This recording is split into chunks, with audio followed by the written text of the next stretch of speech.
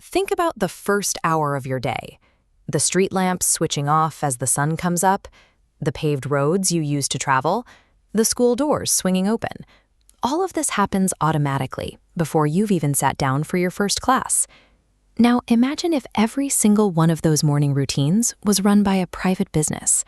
You'd be tapping a credit card just to walk on the pavement, swiping to use a street lamp, and paying a daily entry fee at the school gates.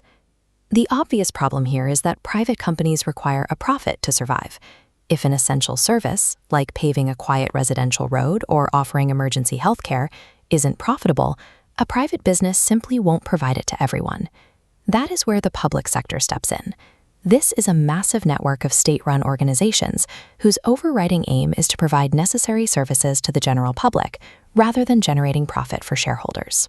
While they aren't designed to make money, they form a massive, taxpayer-funded infrastructure. This is the hidden machinery that allows modern life and the wider economy to actually function. As you can see looking at this residential housing block, the public sector operates on multiple levels. In Scotland, the ground floor is managed by 32 local authorities, or councils, responsible for your community's immediate needs. These councils handle the highly visible services you interact with daily. When a local bin lorry comes down your street, or visit a local library, or sit in a local classroom, that is local government in action. To pay for all this, local councils rely heavily on two primary funding sources: the council tax collected directly from residents, and large financial grants passed down from the central government. To stretch those budgets, councils frequently use a process called competitive tendering. They invite private companies to bid for the right to run specific services, like school meals. This forces the private firms to compete, driving down the overall cost for the council. Local government is the most direct provider in your daily life. They are constantly trying to balance delivering essential community services against the strict pressure to keep their operating costs low. Stepping back from your local town, we reach the middle tier of administration, the Scottish Government, based in Holyrood. The SQA uses a specific term for their responsibilities: devolved matters. These are large-scale domestic issues that the UK Parliament has explicitly handed over to the Scottish Parliament to manage. When the First Minister visits a hospital ward like this one, it's because health is a devolved matter.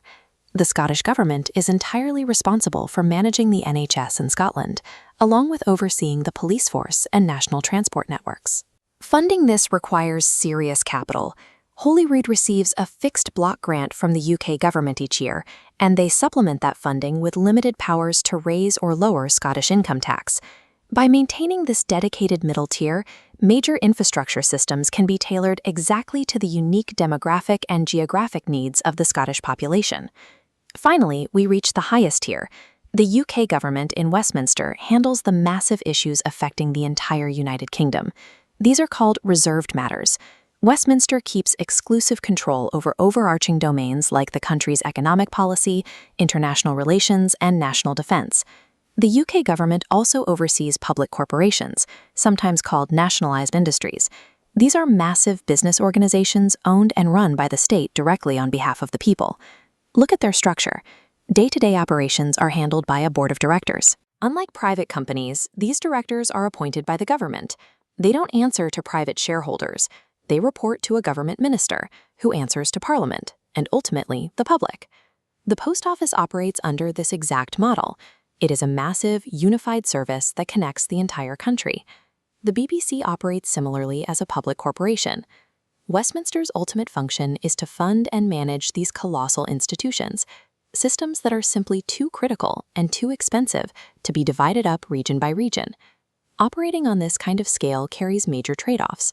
The primary advantage is comprehensive planning. The state ensures essential services are provided to everyone, without wasting resources on duplicate, competing networks. Furthermore, if a state enterprise generates a profit, that money doesn't disappear into private bank accounts. It goes back into the system, potentially reducing the overall tax burden for the public. But massive scale has a severe downside: inefficiency. When you build a nationwide organization, you create dense, complex bureaucracies that are notoriously slow to adapt. There is a heavy human cost to this bureaucracy.